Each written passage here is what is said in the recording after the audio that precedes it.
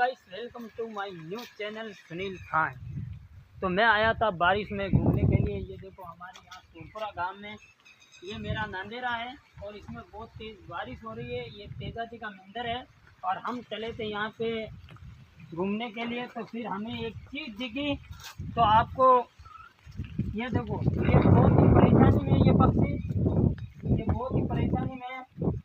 ये पता नहीं पैरों में क्या हुआ है, तो हम इसे पकड़ना चाहेंगे लेकिन ये हाथ नहीं आ रही है और कोशिश करेंगे लेकिन ये हमसे भी तेज निकली। चलो हम इसके पीछे चलते हैं। इसकी हालत मुझसे देखी नहीं जा रही, इसलिए हम इसकी मदद करना चाहते हैं लेकिन ये मदद लेना नहीं चाह रही है। तो गाइस अब हम जाएंगे सिक्के से।